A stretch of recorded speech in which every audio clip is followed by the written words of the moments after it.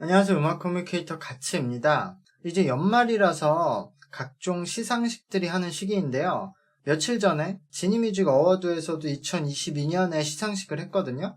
근데 모르시는 분들 위해서 퀴즈를 한번 낸다면 여러분들은 올해의 가수라고 한다면 누구를 예상하실 것 같아요?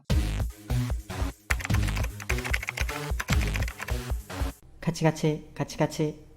올해는 임팩트가 강한 팀들이 굉장히 많았거든요. BTS가 군입대 마지막 완전체 앨범을 냈었죠. 그리고 오랜만에 컴백한 블랙핑크도 있었고요. 그리고 미친 포스를 보여준 여자아이들과 아이브도 있었어요. 그리고 국내에서는 임영웅님의 성적이 굉장히 뛰어났는데요. 이렇게 굉장히 치열한 경쟁이 있었죠.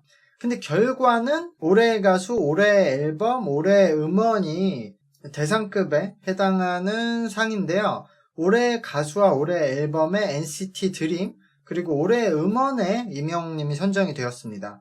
물론 NCT 드림이 지금 올해 인기도 굉장히 많이 얻었고 앨범 판매도 굉장히 많이 했어요. NCT 드림이 2집 앨범을 한 번 내고 또 리패키지 버전도 냈기 때문에 두 장의 앨범을 합산하면은 앨범 판매량이 제일 많았을 거예요. 근데 단일 앨범으로 더 많은 앨범을 판매한 팀은 BTS와 세븐틴이 있고요. 올해 가수에는 이 앨범 판매량만으로 당연히 계산할 수가 없죠. 앞서 말한 쟁쟁한 팀들이 있기 때문에 막 후보가 없었으면 몰라도 이 많은 후보들 중에서 NCT 드림이 받은 건 좀 의아한 부분이 될 수도 있을 것 같아요. 사람에 따라서는 NCT 드림이 리패키지 방법을 통해서 그래도 저 정도 세일즈를 기록한 것에 굉장히 큰 점수를 줄 수도 있다고 생각을 해요. 어쨌든 합산하면 350만 장을 넘게 팔았기 때문에 일본에서도 판매량 기록을 높게 하기 위해서 여러 버전의 싱글을 내서 합산 판매량으로 기록하기도 하고요. 이거는 빌보드에서도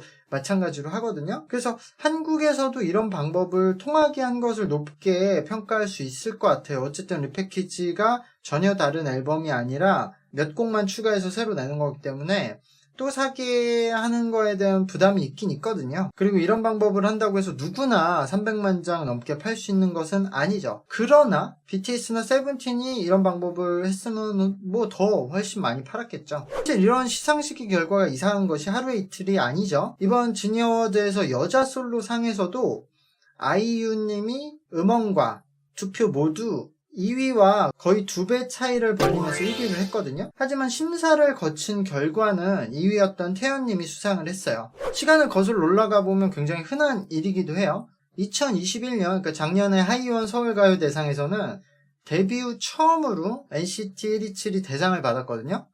근데 아시겠지만 작년에는 BTS가 그래미 어워드에 도전했던 해거든요. 작년에 그래서 성적으로는 BTS가 심사위원회에서 0점을 받아도 대상을 탈 수 있는 상황에서 의외의 결과가 나온 거거든요. 2019년에도 의외의 결과가 있었어요. 그 당시에 BTS가 소우주 그리고 작은 것들을 위한 시가 담긴 앨범이 나왔었죠. 그 당시에도 역시 심사 점수와 상관없이 BTS가 대상을 탈 수 있는 상황이었어요. 근데 서울가요대상 역대 최초로 역대 단 한 번이죠. 2019년만 대상을 음반과 음원으로 나눠서 주면서 태연의 4개가 같이 대상을 받게 되거든요.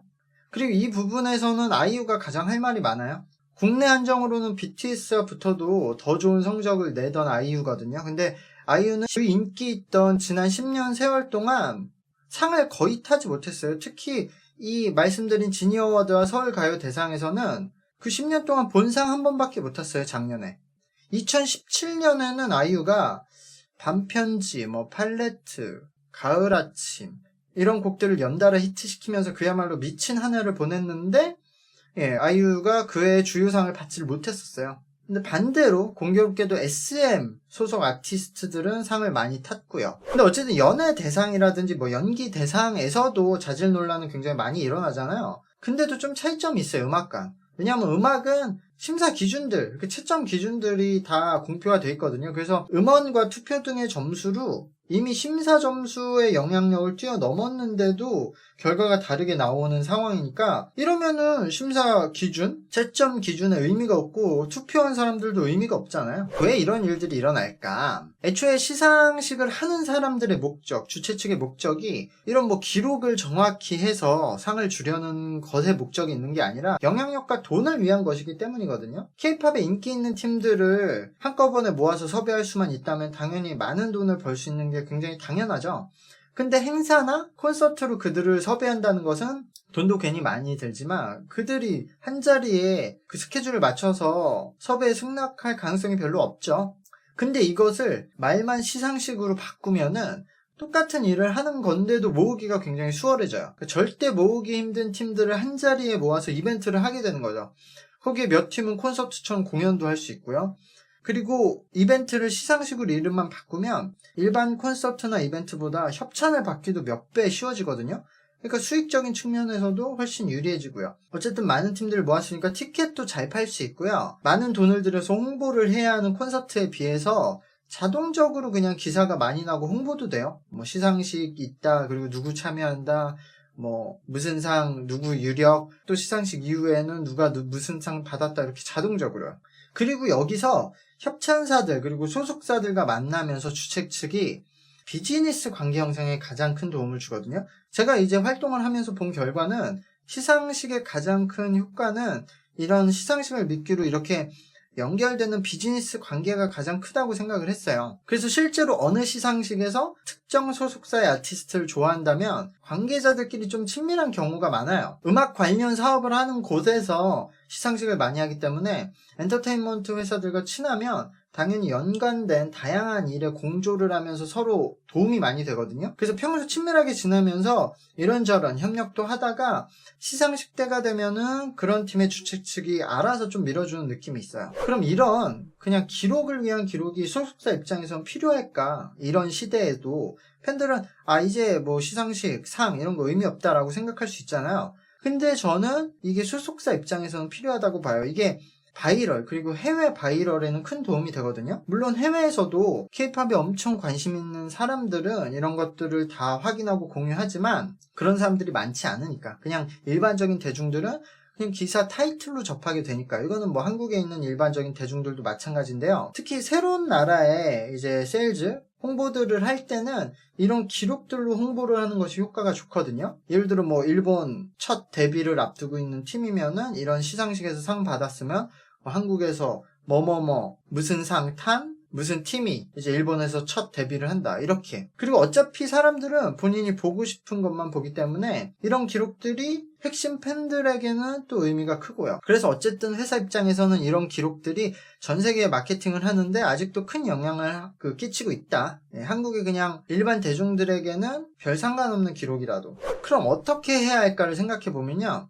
일본도 이렇게 앨범에 싱글의 종류를 늘리고 이벤트 끼워 팔기로 판매량을 굉장히 높인 아이돌들이 많이 나오면서 언젠가부터 히트곡은 없는데 기록들은 다 장악을 하면서 이런 주요 상들을 독점을 하기 시작했거든요. 그래서 뭐 여전히 레코드 대상 등 그런 상의 권위가 조금 있긴 있지만 제일 큰 권위는 홍백 가합전이라는 가요방송이 가지고 있어요. 홍백 가합전은 그 해를 빛난 가수들이 홍팀과 백팀으로 나눠서 무대로 대결을 해서 승자를 겨루는 방송인데요. 사실 두 팀의 경쟁은 큰 의미가 없어요. 그냥 그 방송에 출연하는 것 자체로 국내 시상식의 본상을 받는 것과 마음먹은 영예와 권위를 가지게 되거든요. 그래서 일본에서는 시상식의 상 타이틀보다 홍백 가합전에 몇 번 출연했느냐, 그런 출연 횟수가 더 높은 기록으로 인정을 받기도 합니다. 어차피 기록은 오리콘 차트나 빌보드 재팬 등 차트 사이트에서 계속 발표하는 기록을 사용하면 되니까요. 알 수 없는 심사위원들의 점수를 반영한 상들에 권위를 줄 필요가 없는 거죠. 근데 한국은 이제 그걸 따라가기 좀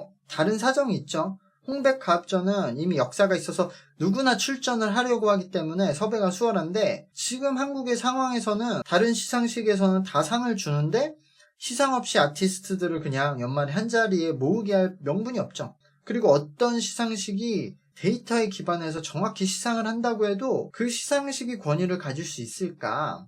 결과에 대해서 자세하게 따져보는 사람들은 K-팝을 엄청 소비하는 팬들인데 이들 사이에서도 여론이 같을 수 없거든요. 본인이 응원하는 팀에 따라서 상을 받은 팀들의 팬들은 그 시상식을 좋아할 테니까 그래서 여론이 하나로 모아지기가 어렵고 주최 측은 그냥 이대로 가는 게 돈이나 영향력 측면에서는 더 좋은 거죠. 저는 그냥 차트 사이트에서 공표하는 기록들을 팬들이 조금 더 공신력을 쳐주고 소비를 더 많이 하고 반영을 많이 해서 그런 쪽 권위를 더 높게 만드는 수밖에 없겠다라고 생각해요. 막 아니면은 뭐 팬들이 진짜로 단체 행동으로 시상식을 보이콧해야 되는데 그러기가 쉽지 않잖아요. 그래서 저는 그냥 커뮤니티에서 이런 전체 시상식들을 정리해서 전체 공신력 차트를 만들어서 뭐 위키에 박제를 해놓고 계속 데이터를 기록하면은 어느 정도 영향이 있을 수 있지 않을까라고 생각은 해보거든요. 팬들이 계속 그걸 인용해서 얘기를 하고 그런 공신력이 올라갈 테고. 개인적으로 상이 너무 많다고 생각해요. 이게 섭외를 하려면 상을 줘야 되잖아요. 아니면 안 오죠. 다른 스케줄 하거나 딴 데 가니까. 그래서 더 많은 팀들을 모이게 하려면 더 많은 상을 줘야 되다 보니까 상이 너무 많아졌어. 그냥 주요상만 딱딱 있어야 그게 권위도 올라가고 이해도 되고 기대도 하게 되는데, 그리고 시상식 자체도 너무 많아요. 아무나 열 수 없게 해야 되는데 이걸 막 법으로 뭔가 제한을 걸 수 없으니까 저는 한번 이제 연말 12월 지나고 되면은 K-팝과 J-팝의 저 나름대로의 시상식을 한번 해볼까. 아주 간단하게만 딱 정해서 우리끼리만의 작은 파티, 이 부분에 더 많은 사람들이 관심을 가졌으면 좋겠습니다. 네, 오늘 영상은 여기까지 하고요. 구독과 좋아요 부탁드릴게요. 감사합니다. 안녕.